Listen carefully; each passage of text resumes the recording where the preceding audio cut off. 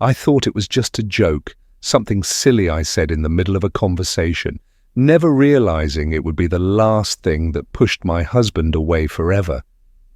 I had a little too much wine, a little too much confidence, and before I knew it, the words slipped out of my mouth like a caress. I whispered, "I married Lucas because all the real men weren't available." Everyone at the dinner party laughed, assuming I was just teasing, just playing around like I always did. But the moment I turned to look at Lucas, my stomach dropped. He wasn't laughing, he wasn't even smiling, he just sat there, his expression unreadable, his fingers gripping his napkin like he was grounding himself, like he was trying not to react.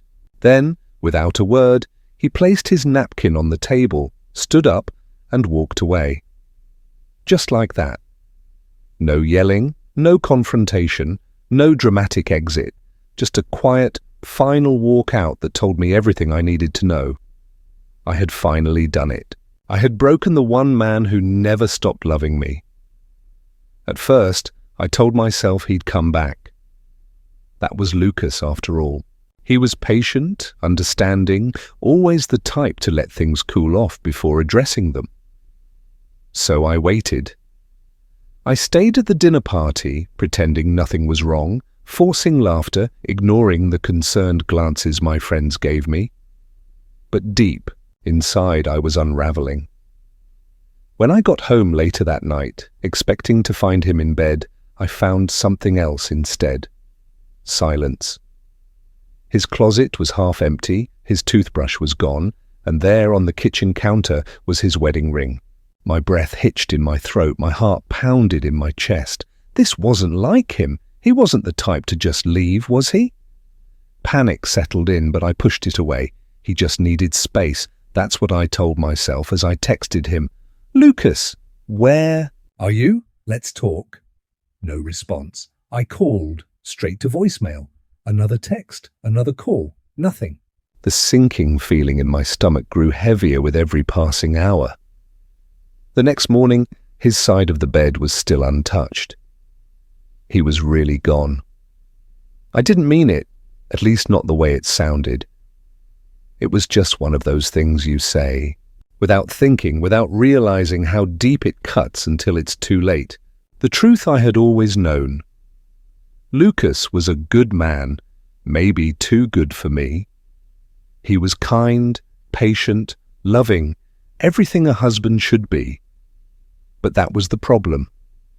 He was safe. He was predictable. There was never that intense, passionate, movie-like romance, never that heart-racing excitement that made my skin tingle.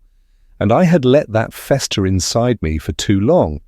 I started convincing myself that I had settled, that I had picked security over passion, and that deep down I wanted more. I wanted something wild, spontaneous, thrilling, all the things Lucas wasn't. And then there was Daniel. Daniel was everything Lucas wasn't, bold, confident, the kind of man who walked into a room and owned it. He didn't ask for attention, he demanded it. And when he looked at me, when he flirted with me, I felt something I hadn't felt in years. Desire. We never crossed the line, never did anything physical, but in my heart, I knew I was emotionally cheating. I was feeding the idea that I was meant for something else, someone else, without realizing that in doing so, I was destroying the very thing that made me whole. But Lucas, he never even noticed. Or maybe he did, and he just loved me too much to say anything, until that night. Days passed, then a week, then two. Lucas was gone, no messages, no explanation, just silence. My friends told me to give him time, that he'd come back once he cooled off, but deep down I was starting to feel something I hadn't expected. Fear. What if he really left me? What if this wasn't just a break? What if I had finally pushed him too far? My pride wouldn't let me say it out loud, but every night as I lay alone in our bed, staring at the empty space beside me. I felt the creeping realization sink in. I had lost him, and worse, I had deserved it. Then one afternoon, I saw him.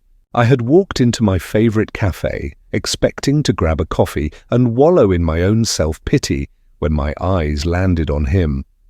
Lucas, sitting at a small table by the window, smiling, laughing.